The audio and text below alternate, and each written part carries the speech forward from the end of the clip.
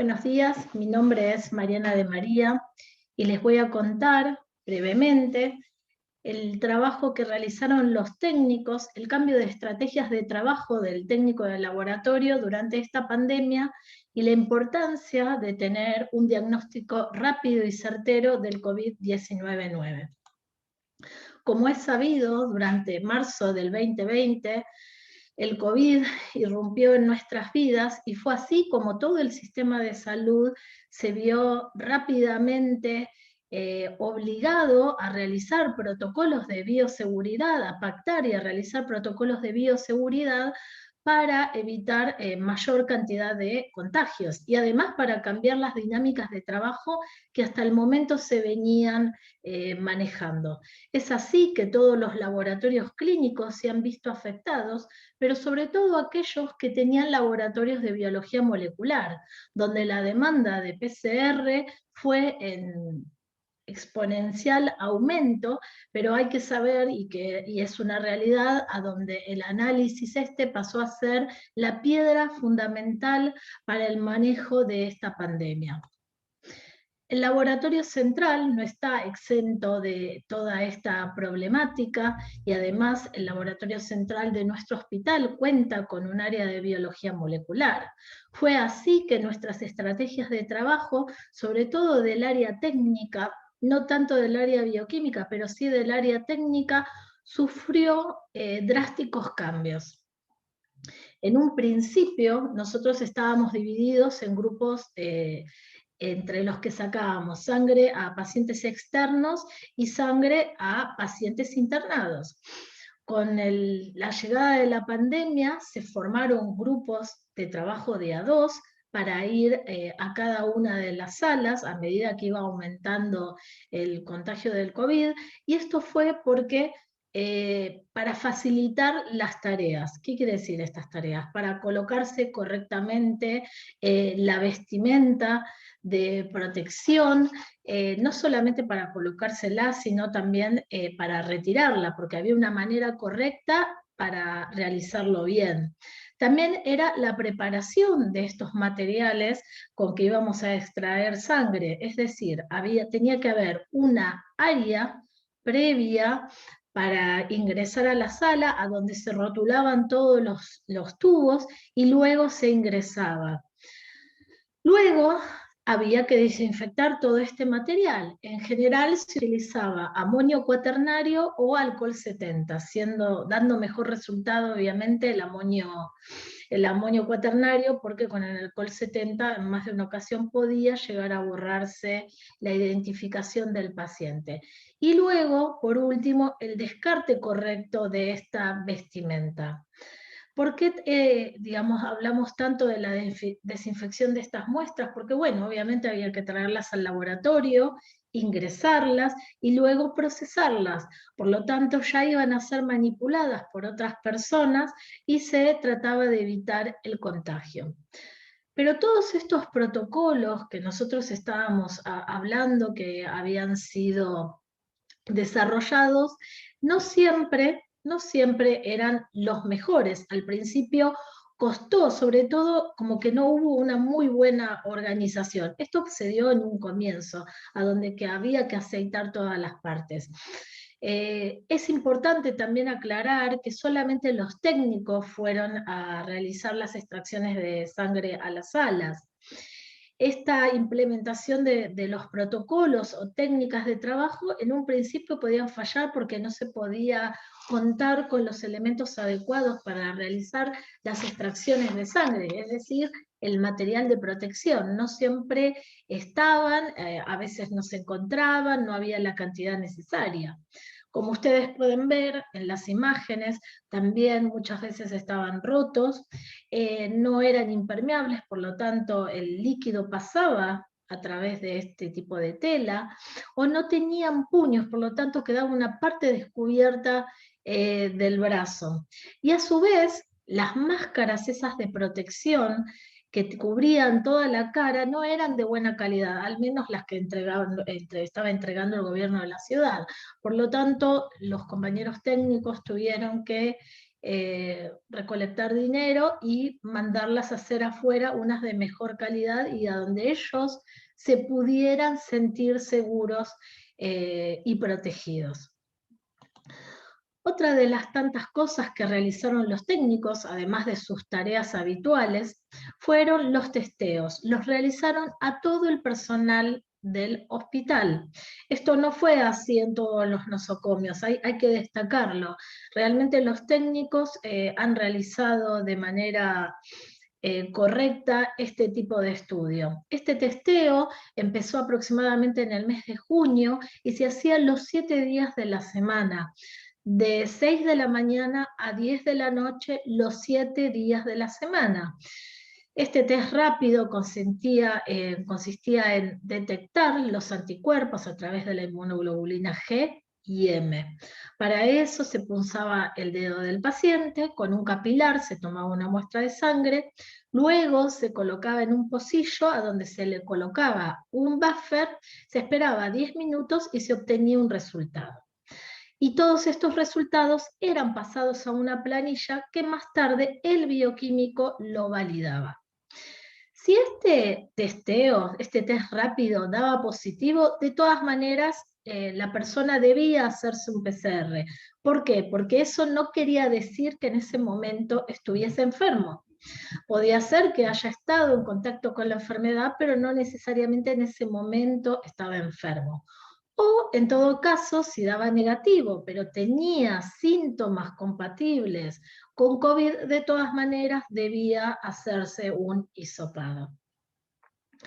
Además de estas tareas, obviamente, como ya lo comentamos anteriormente, el área de biología molecular fue el área de mayor trabajo realmente, con el análisis de las salivas en un comienzo, PCRs, y hubo que entrenar a un grupo de técnicos para que pudieran trabajar en ese sector.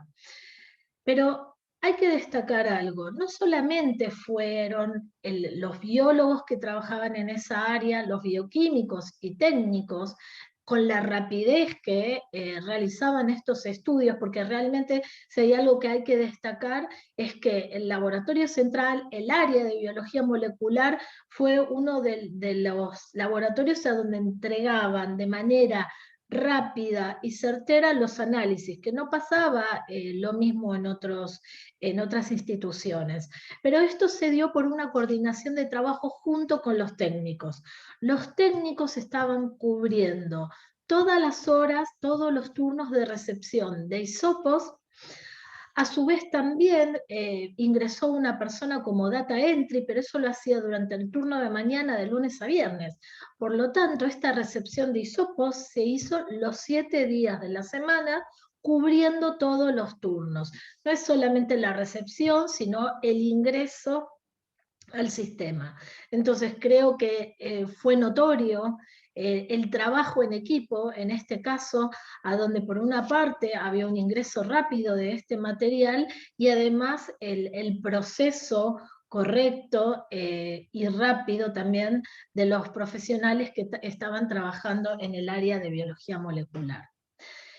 Imagínense además la cantidad de material que estaba ingresando en un momento. Durante más de 1 año y medio se trabajaron los 7 días de la semana. Venían material de los pacientes internados, de las UFUs, de la UFO pediátrica y también de los asilos de ancianos. Por lo tanto, cabe destacar el rol fundamental del área de biología molecular. No solo el área de biología molecular tuvo un aumento de trabajo, también hay que contar que los técnicos han absorbido las extracciones de otras áreas y de otros laboratorios del hospital. Es así que se extraían sangre de endocrino, también de hemoterapia, y a su vez también ustedes pueden ver en este cuadro comparativo cómo era una rutina básica y después todo el resto que se fue sacando. Y lo que se encuentra en rojo habla de estas nuevas determinaciones que aumentaron en la cantidad de determinaciones por día. Esto se debe a que estas determinaciones servían como seguimiento del paciente, pero a su vez también por la falta de reactivo en otros laboratorios. Por lo tanto, justamente el sector de química se terminó haciendo cargo de realizar el dímero D, la ferritina. También hubo un aumento de la proteína C reactiva, de la hemoglobina glicosilada, de la procalcitonina y del pro-BNP. No solamente el área de química, como ya dijimos, y biología molecular aumentaron su trabajo, sino también el área de bacteriología. Hay que tener en cuenta que como protocolo, cada paciente que entraba en el área de terapia intensiva tiene como una rutina de muestreos. Es así que se le realizaba un aspirado traqueal, hemocultivos, punta de catéter, urocultivo, todo esto como rutina, como ya les comentaba, pero también se notó que hubo un aumento de la cantidad de predominancia de bacilos. O sea, lo que se encontraba a veces dos bacterias, ahora se encontraban mayor cantidad. Las que predominaban eran bacilos, y los mismos, como ustedes pueden ver, eran Acinetobacter baumannii, Pseudomonas aeruginosa y Klebsiella pneumoniae. Por lo tanto, también hubo un aumento de trabajo en el área de bacteriología y también obviamente para los técnicos. Para finalizar este breve resumen de trabajos que han realizado los técnicos, todos nosotros pensamos como grupo de trabajo que es muy importante reconocer el rol fundamental de cada agente de salud. Si bien es cierto que algunos son mucho más visibles, como puede ser el caso de los médicos intensivistas, de los enfermeros, también hay otros que son y fueron menos visibles, como es la gente que conforma el laboratorio central, y sobre todo los técnicos, a donde cada uno de nosotros ha cumplido un rol preponderante durante esta pandemia.